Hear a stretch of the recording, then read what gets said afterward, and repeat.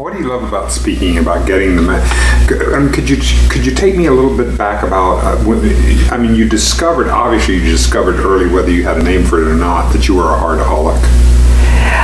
Yeah.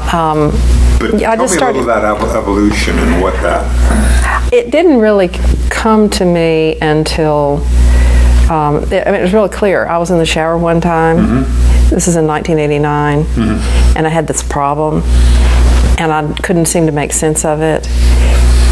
And I spoke to my spiritual mentor, yep. Internal spiritual mentor, and said the problem out loud. And the answer came, and it was so easy. And I had been struggling and suffering, and I thought it was so difficult. And the answer came, and I said, it was so easy, it was almost embarrassing. it was like, wait a minute, I have this complex set of problems set up here, and I mean, in just an instant, it doesn't even exist. And I had recently written a set of 7 vows. And people were really excited when they heard those 7 vows, and I had been writing about those and talking about them. And in that minute that I got this answer, the teacher said, well, aren't you my easy disciple?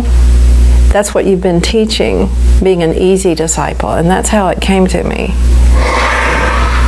God, just in that moment. And it just began to flow because your book, I mean, there's just an extraordinary, I mean, it is really, it's obviously that, I mean, this is a wonderful piece of work that has I mean, it was just, it's extraordinary. Well, I sat down, I mean, you read the front, I was at the yep. computer, and every Saturday night I'd sit down and write something out, and I just, and I never think I have anything to do. And I never think there's anything there, and I sit down and blah, blah, blah, blah, and there it is. And so when I talked about them in church, and then I put them in my newsletter. And I used to have a newsletter that was not really easy because there were 2,500 copies that went out every month, and we had to put them together and all this kind of stuff. And this was before computers. This is cut and paste, Sure. Well, the computers were there, but it didn't have the capabilities. Right. I can remember the first computer where you could put a picture of a bird in there. It's like, oh, there's a bird on the paper. This is so exciting. Right. So anyway, thank you so much for your presence. You're welcome. And when you're bringing this, when people are seeing, can you tell me how the world sets us up for everything being hard? I mean, this is it's the mindset, it's the race mind that we all. I think it's just like in the Windows operating system. Not many people know much about that, yeah. But I think the operating system for our culture is life is hard, and it's hard all the time, and nothing can ever change. And I think that is embedded in our consciousness, and I think that people are totally unaware. Exactly. So we don't know it's there. Because I can talk to people and they say, I don't suffer, I don't struggle. Mm-hmm. And it's like, because they don't even notice it, because it's just so natural to be that way. I noticed, I'm not sure how long ago it was, but I noticed that I whined a lot. I didn't know that I whined.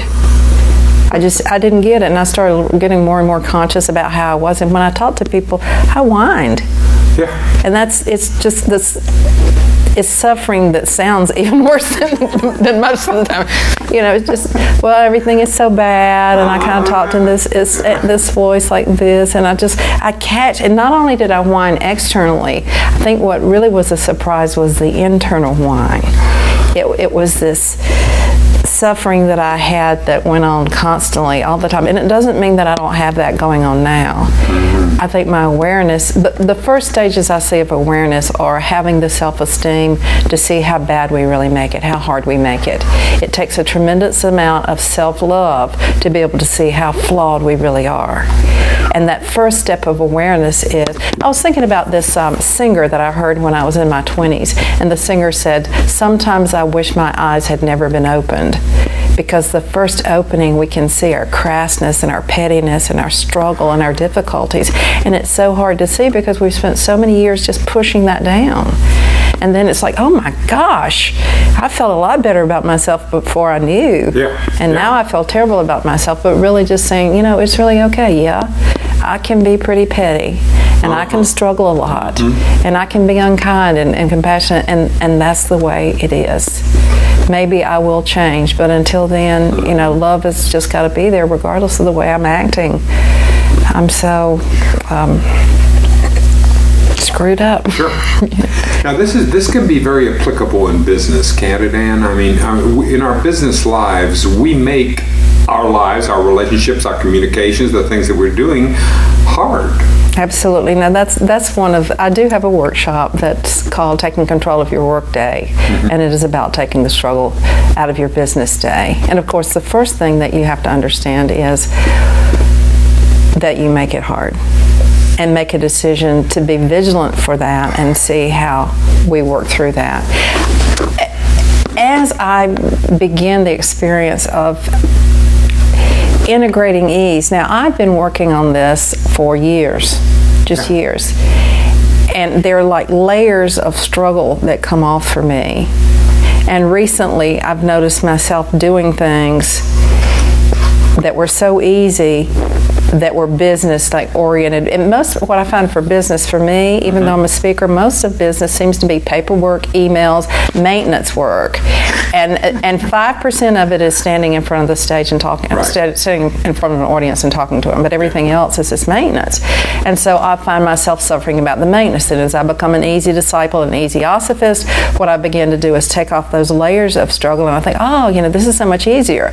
But yet I'm, you know, not even aware that there's still layers on there. And as I shave those layers of suffering off, it becomes easier and easier. And it's almost like I don't even notice I'm doing anything. It's difficult to tell when I'm moving into answering an email or planting a flower. It's not always that way, but when I get in that state, it's such an amazing state, and I know that this is self-realization.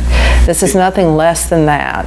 To not have a difference internally, regardless of what the activity externally is. And it's such a flow. And you know, I just returned from India, and one of the things that I noticed is that our country is full of order, but it is full of struggle. That country is full of chaos, but it's not full of difficulties and struggle. There's a rhythm to the chaos. They don't carry the burdensomeness that we carry in this country. It's amazing to watch that. There's a life presence and a rhythm and a movement, and that's what attracts so many people to India. It must be what we are. And I marveled. Do you know that in that country, I never saw a car accident? And the way people drive there is just, it's insane. It's crazy. Pretty soon, every time I went out, I felt like I had my life in my hands. You could be in a auto rickshaw, a little motor-driven rickshaw, and then there would be a bus, and it would be this close, and you would go, and everybody's like racing like a bat out of hell, and everybody stops, and you're like this close. And this another thing, if there was a cow in the road, and there were cows everywhere, if there was a cow in the road, I would normally kind of slow down and brake for the cow. They drive up, bus, till it gets 1 inch from the cow and they stop. And that's the way everybody drives. But I never saw an accident. What impelled you to go? Oh, it impelled me to go. I like to travel outside of the country once a year for about a month. And usually something will happen that is just the next thing. And a friend of mine was going to India, and I had read some things about his trips to India, and I liked his writing, and I said, what's happening when you go to India? And he says, well, I'm going to rent a van, and he said, I thought about 6 of us could kind of tool around India. And I said, great, I want to go. Well, the next time I hear from him, there's like 45 people going, and this bus, and we're schlepping around India on the fly of our pants, and then some people would go this way, and some people would go that way. And so I went, and most of the people were Russian-speaking people, 20 of the people from Kazakhstan, and they were from, all over, and there were 4 Americans.